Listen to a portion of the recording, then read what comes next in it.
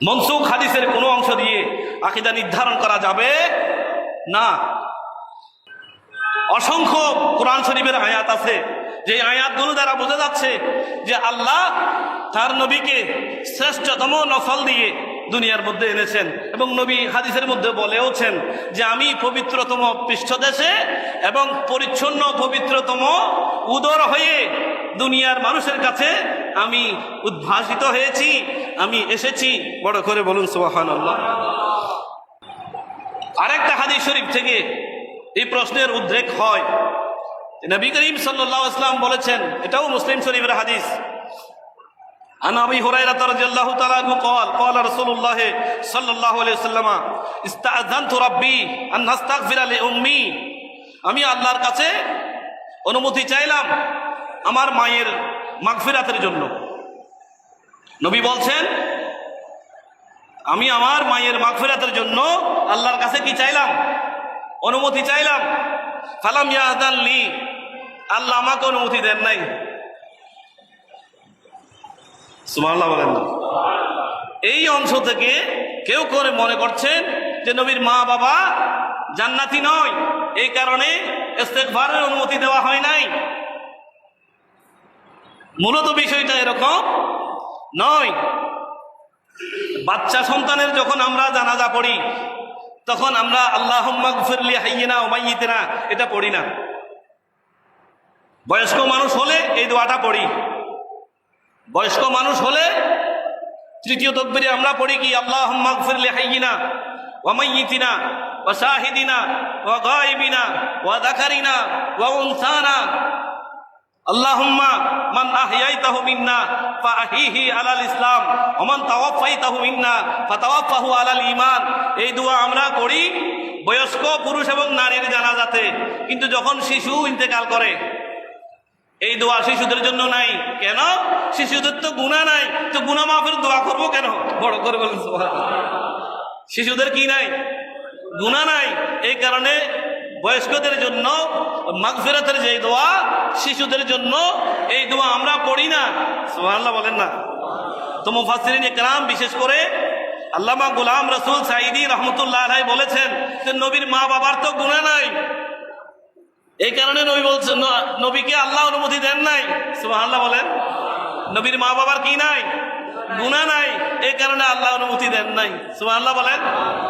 যদি অনুমতি দিতেন তাহলে ওই বাতিলরা বলতো নবীর মা বাবা গুনাহগার, এই জন্য নবী গুনাহ মাফ চেয়েছেন, আল্লাহ অনুমোদন দিয়েছেন। সুবহানাল্লাহ বলেন। নবীর মা বাবার তো গুনাহ নাই, এই জন্য আল্লাহ ইস্তেগফারের অনুমতি নবীকে দেন নাই। আর বড় করে বলেন না সুবহানাল্লাহ। কথা কি বুঝে আসতেছে না আপনাদের? কথা বুঝে আসতেছে?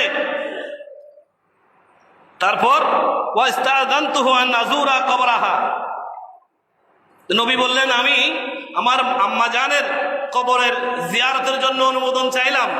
ফাআযিনা লি, আল্লাহ আমাকে জিয়ারতের অনুমোদন দিয়েছেন। সুবহানাল্লাহ বলেন। যদি জাহান্নামী হতো, যদি কাফের হতেন তো জিয়ারতের অনুমতি তো মিলত না। তা আল্লাহ জিয়ারতের অনুমতি দিয়েছেন, তার মানে হে আমার নবী, হে আমার রাসূল, আপনি আপনার মায়ের জিয়ারত করুন, আপনি বাবারও জিয়ারত করুন। কারণ জিয়ারত করলে এই প্রশ্ন আসবে না যে আপনার মা বাবা গুনাহগার, এই প্রশ্ন আসবে না। সুবহানাল্লাহ বলেন। জিয়ারতের অনুমোদন দিয়েছেন, ঠিক মুসলিম শরীফের হাদিস। জিয়ারতের অনুমোদন দেওয়া মানে আল্লাহর নবীর মা বাবা ঈমানদার। বড় করে বলেন সুবহানাল্লাহ। কারণ কাফেরদের জিয়ারতও জায়েজ নাই, মুনাফিকদের জিয়ারতও জায়েজ নাই। আল্লাহ সরাসরি আয়াতের মধ্যে বলেছেন লা তাকুম আলা কবরিহি আবাদান, হে আমার নবী কোন কাফেরদের কবর জিয়ারত করবেন না, কোন মুশরিকদের কবর জিয়ারত করবেন না, কোন জাহান্নামীর কবর জিয়ারত। ইস্তেগফারের অনুমতি দেন নাই। এটা দেখে অনেকে বলা শুরু করেছেন নবীর মা বাবা জাহান্নামী। নাউজুবিল্লাহ বলেন। তো জিয়ারতের তো অনুমতি দিয়েছেন। ও এই ওলামায়ে কেরাম, ওলামায়ে সু, তোমরা এটার জবাব কি দিবা? যদি জাহান্নামী হতো তো জিয়ারতের তো অনুমতি থাকতো না। আল্লাহ যেহেতু নবীকে মায়ের কবর জিয়ারত করার অনুমতি দিয়েছেন, তাহলে বোঝা যাচ্ছে মা ঈমানদার। বড় করে বলেন সুবহানাল্লাহ। নবীর মা এবং বাবা নবীর পরিবারের সদস্য কিনা? সদস্য। পরিবারের সদস্য কিনা? সদস্য। আমরা যদি বলি পরিবার কাকে বলে, তাহলে নিশ্চয়ই পরিবারের মধ্যে মা বাবা প্রথমে আসবে, তারপরে আসবে স্ত্রী এবং সন্তান সন্ততি। পরিবার বললেই এই কয়েকটা অংশ আমাদের কাছে আসবে।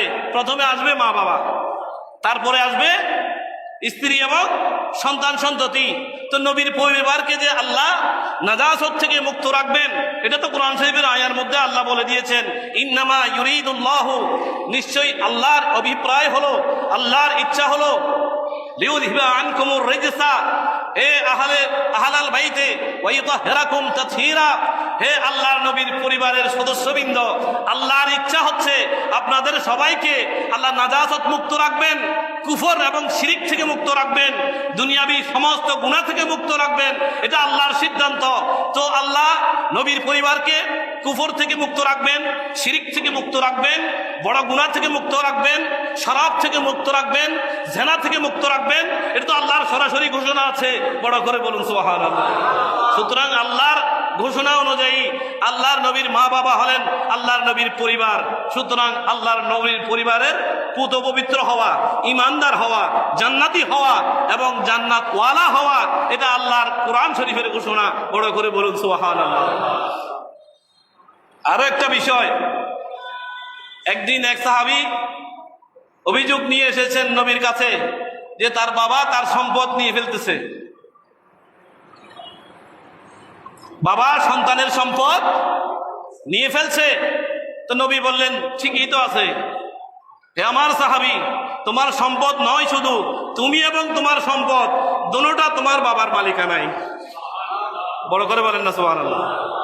তোমার সম্পদ না, শুধু তুমি এবং তোমার সম্পদ দুটোটা কার মালিকানায়? তোমার বাবার মালিকানায়। সুবহানাল্লাহ বলেন না। তো এই মাসালা কেন বললাম? এই মাসালা এই জন্য বললাম যে অনেকেই তো শুধু নবীর মা বাবাকে জান্নাতি বলে। আমি শুধু জান্নাতি বলে ক্ষান্ত হই না, আমি বলি নবীর মা এবং বাবা হলেন জান্নাতের মালিক। বড় করে বলেন না সুবহানাল্লাহ। কেমনে মালিক? যেহেতু নবী বলেছেন, ইন্না আবাকা ওয়া মা লাকা অথবা ওয়া মা লুকা, হে আমার সাহাবী, নিশ্চয় তুমি এবং তোমার মাল দুটোটা তোমার বাবার মালিকানায়। তো জান্নাতের মালিক তো আমাদের নবী। জান্নাতের মালিক কে? কথা বলেন না। জান্নাতের মালিক কে? নবীকে আল্লাহ জান্নাতের মালিক বানিয়ে দিয়েছেন। দলিল কি? দলিল হচ্ছে ইন্না আতাইনাকা আল কাউসার, ইন্না আতাইনাকা আল কাউসার। আল্লাহ আমাদের নবীকে জান্নাতের মালিক বানিয়ে দিয়েছেন। তো নবী যদি জান্নাতের মালিক হয়, নবীর মা এবং বাবা, তো নবীর মাধ্যমে উনারা আগে ভাগে জান্নাতের মালিক। নবী যদি জান্নাতের মালিক হন, তো নবীর মা বাবা জান্নাতের মালিক। ছেলে যদি কোনো সম্পদের মালিক হয়, তো মা বলে এগুলো আমার, বাবা বলে এগুলো আমার। তার মানে ছেলের মালিকানায় আছে বলে মা দাবি করতেছে, ছেলের মালিকানায় আছে বলে বাবা দাবি করতেছে। তো যেই জান্নাতের মালিক নবী, ওই নবীর মা এবং বাবাও ওই অটোমেটিক্যালি ওই জান্নাতের মালিক। বড় করে বলেন সুবহানাল্লাহ। এটা আমাদের আকীদা, এটা আমাদের আকীদা। আল্লাহ আমাদের আকীদাকে মজবুত করুক এবং মজবুত রাখুন। বড় করে বলুন আমিন।